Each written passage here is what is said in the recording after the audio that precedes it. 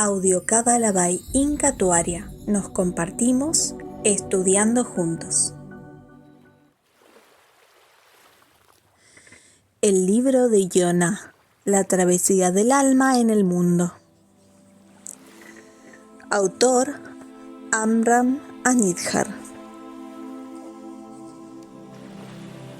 Introducción. Comencemos por resumir la narración literal del primer capítulo del libro de Yoná, agregando algunas explicaciones para facilitar su comprensión literal. Dios ordena a Yoná, hijo de Amittai, que se dirija a Nínive, la gran ciudad, y comunique a sus habitantes gentiles que andan por el mal camino, a tal nivel que su maldad subió ante mí. Que reflexionen al respecto o sufrirán las consecuencias. Yoná, por su lado, decide no llevar a cabo su misión. En cambio, decide dirigirse a la ciudad de Tarshish.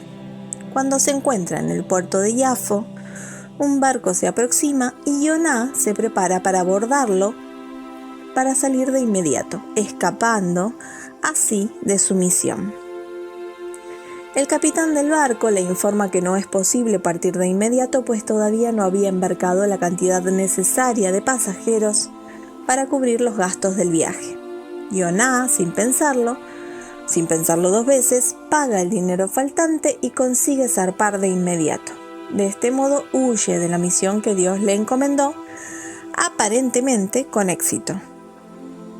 Una vez en alta mar, Dios envía una tempestad fuera de lo común, no solo por ser majestuosa, sino además porque dicha tempestad afectaba solo al barco en el que Yoná viajaba, es decir, los tripulantes contemplaban a las demás embarcaciones navegar por los 4 puntos cardinales en un mar despejado, sereno y sin problemas, mientras que su propio barco estaba a punto de romperse en pedazos a causa de la desmedida tempestad. Ninguno de los marineros comprendía lo que sucedía, por qué solo a ellos les afectaba el mal tiempo. En un intento por salvar sus vidas, comenzaron a arrojar objetos del barco y así alivianar el peso del navío. Sin embargo, para ese momento Yoná se había retirado para recostarse y se quedó dormido. Al parecer, su ausencia fue evidente. Cuando fue encontrado, lo despertaron con la actitud correspondiente del que está a punto de morir. ¿Por qué duermes? Levántate y reza a tu Dios. Al llegar a la conclusión de que nada ayudaba para mejorar su situación y que algo sobrenatural estaba sucediendo, decidieron hacer diferentes tipos de sorteos para ubicar al culpable de lo que sucedía. Evidentemente, todos los sorteos señalaron a Yoná. La tripulación se interesó por saber a qué se dedicaba, de dónde venía, cuál era su tierra y su pueblo. Yoná respondió que era hebreo y que huía de Dios, el creador del cielo. ¿Qué es lo que nos has hecho?, fue lo primero que cuestionó la tripulación sin esperar respuesta alguna. Y entonces le preguntaron de inmediato, ¿qué podemos hacer ahora? Y Yoná les respondió que sin lugar a dudas, todo lo que sucedía era su culpa, y la única manera de salvar el navío era arrojándolo al mar, en medio de la tempestad. Los marineros, pese a su disgusto con Yoná, no aceptan esa resolución, de modo que intentan remar con fuerza para regresar a tierra firme sin conseguirlo, ya que la tempestad se agravaba a cada momento. Fue entonces que, sin otra alternativa, decidieron hacer caso a lo que Yoná sugirió. Los marineros exclamaron, «Dios, perdónanos por lo que vamos a hacer, no nos castigues por culpa de este hombre». Tomaron el cuerpo de Yoná, sumergieron solo sus pies en el mar y milagrosamente la tempestad se calmaba. Cuando lo subían de nuevo al barco, la tempestad comenzaba de nuevo. Solo entonces comprendieron con claridad lo que sucedía y comprendieron el poderío de Dios. Así que concluyeron que no había otra solución. Finalmente se vieron en la necesidad de arrojar a Yoná al mar y solo entonces el mar se tranquilizó. La tripulación ante semejante escena temieron mucho a Dios y prometieron hacer sacrificios en su honor tan pronto llegaran a tierra firme, y así lo hicieron.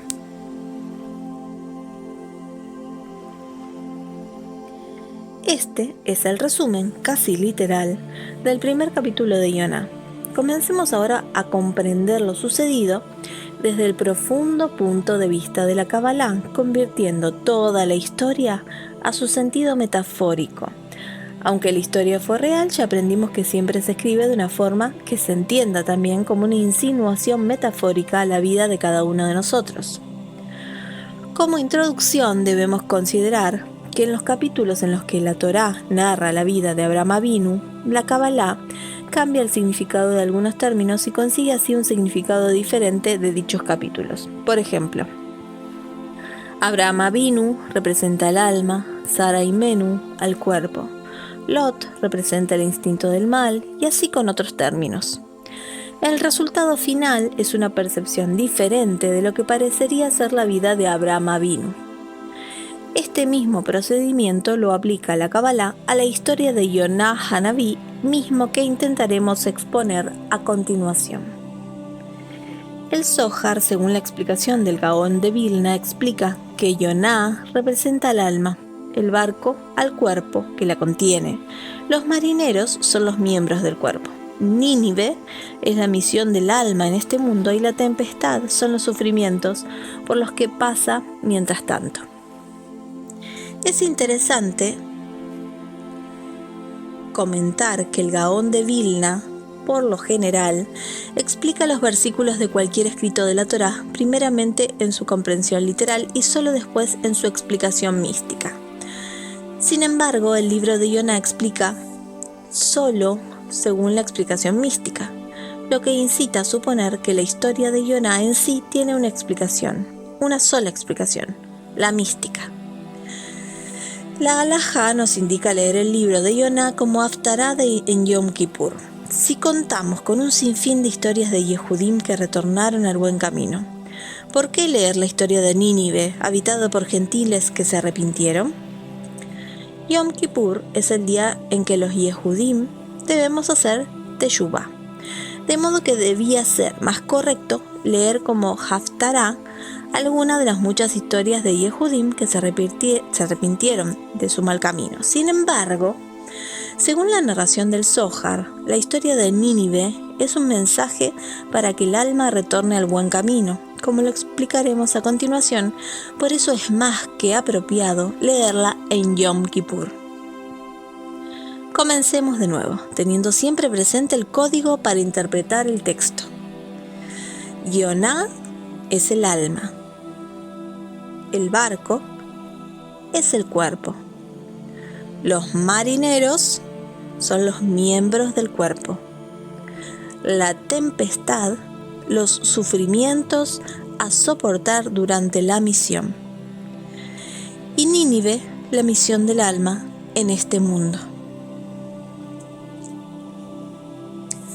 Capítulo 1. Leemos: y fue la palabra de Dios a Jonah, hijo de Amitai, para decir: levántate, ve a Nínive, la ciudad grande, y proclama sobre ella, porque subió maldad de ellos ante mí. Esto está en Jonah 1, versículos 1 y 2. Usando el código explicado anteriormente, el primer versículo se leería: y fue la palabra de Dios al alma, hija de Dios. Amitai proviene del mismo término de Emet, que significa verdad, y es el sello de Dios. Y le dice: viaja al mundo terrenal, la gran ciudad, y proclama en ella para que sus habitantes se arrepientan y retomen el buen camino, pues su maldad ha subido ante mí. Esta es la misión que Dios le encarga al alma: viajar al mundo para reparar lo que esté a su alcance.